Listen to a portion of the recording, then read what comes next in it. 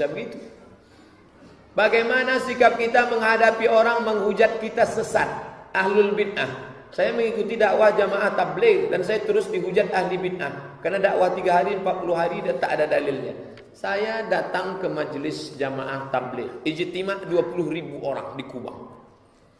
Ketemu saya dengan ulama-ulamanya dari Pakistan, dari Bangladesh, dari India, dari Kalimantan, Kiai Lutfi ada semua. Saya tanya, kalian risih tak dikatakan orang bid'ah? Mereka senyum aja. Saya pada waktu itu sudah emosi karena saya selalu dibid'ahkan orang. Saya tanya, kalian tak marah dengan orang yang mengatakan kalian bid'ah? Mereka senyum aja. Kenapa tak marah? Musuh kita bukan mereka, Ustaz. Musuh kita PKI. Musuh kita adalah kafir. Musuh kita kristenisasi. Ternyata mereka memandang musuh itu yang besar sehingga yang kecil itu tak nampak sama sekali. Nah, jadi kalau sebetulnya murni orang mengikut jamaah tabligh, ini yang jamaah tabligh masih setengah-setengah. Kalau yang asli ikutnya, yang sudah dalam, maka mereka tak menganggap itu kecil saja itu Pak Ustaz. Kalaulah jamaah tabligh itu diajarkan anarkis keras, mereka ramai di Pekanbaru nih, sudah hancur kelompok-kelompok kecil-kecil yang mengejek-ejek jamaah tabligh. Tapi jamaah tabligh tak pernah menganggap itu sesuatu yang besar. Itu kecil Ustaz. Yang besar itu adalah orang jahil. Yang besar itu adalah orang yang meninggalkan masjid. Yang besar itu adalah orang yang tak berdakwah. Itu yang mesti kita selamatkan. Apa ciri Rasulullah dalam berpakaian Pak Ustaz? Pakaiannya putih. Nabi bersorban. Nabi berjenggot. Nabi kalau berjalan seperti orang yang turun dari bukit, jalannya cepat. Nabi berjalan menunduk, matanya tidak jelalatan. Nabi bicaranya tepat. Ablaghul bulagha, jawami'ul kalim, pendek, singkat, padat dan mengena. Itulah Nabi SAW. Itu disebut dengan sunnah wasfiyah. Sunnah ada 3. Qauliyah, fi'liyah, takririyah, wasfiyah. Sifat-sifat Nabi SAW. Apakah memakai sorban dan gamis itu sunnah? Ya, Nabi pakai jubah, Nabi pakai sorban. Makanya ada hadis Nabi berwudu, tangannya dibasahkan, dia usap saja sorbannya, tak dia buka sorbannya.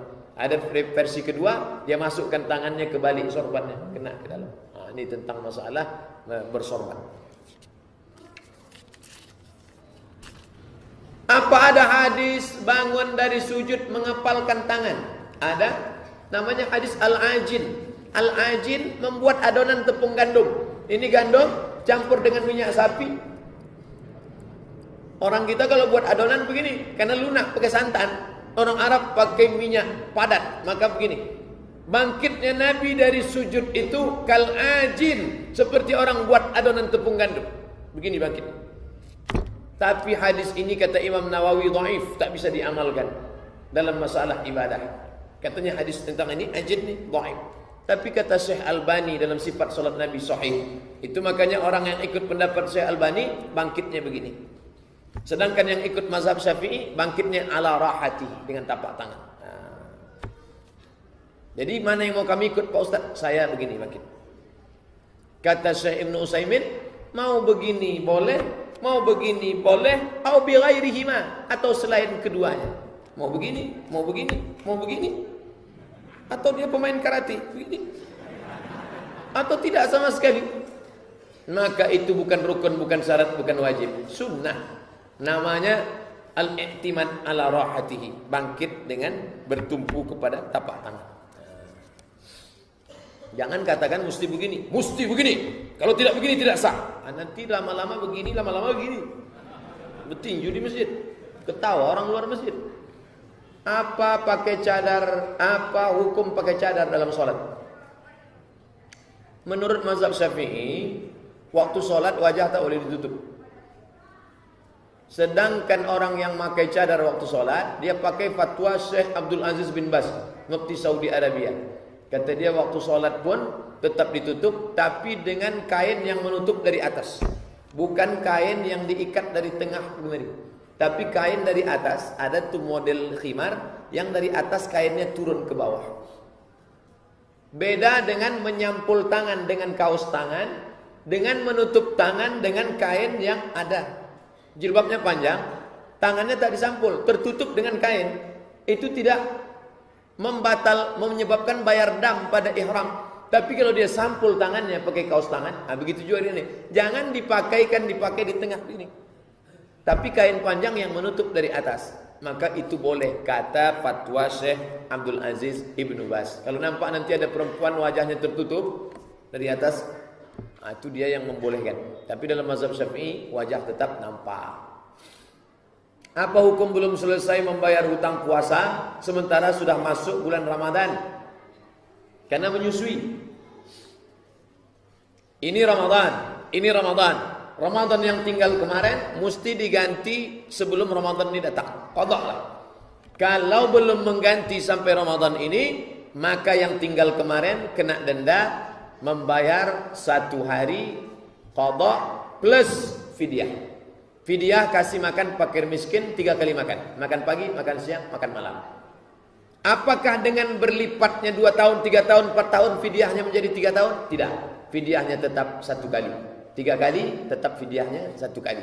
4 tahun akan datang mau diganti, tetap fidyahnya 1 kali. 1 puasa, 1 qadha. 1 qadha, 1 fidyah.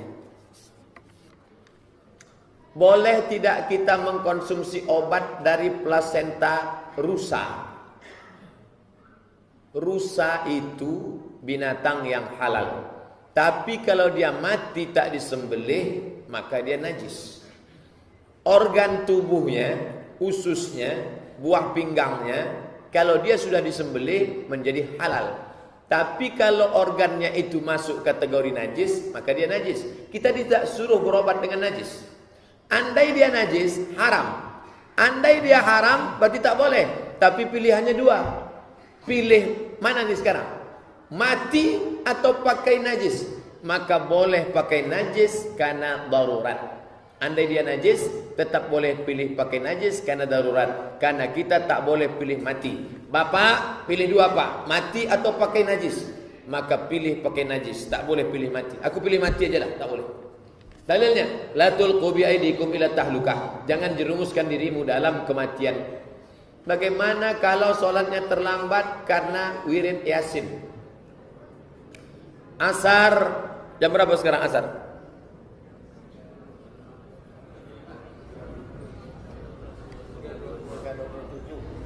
Terlambat wirid karena apa?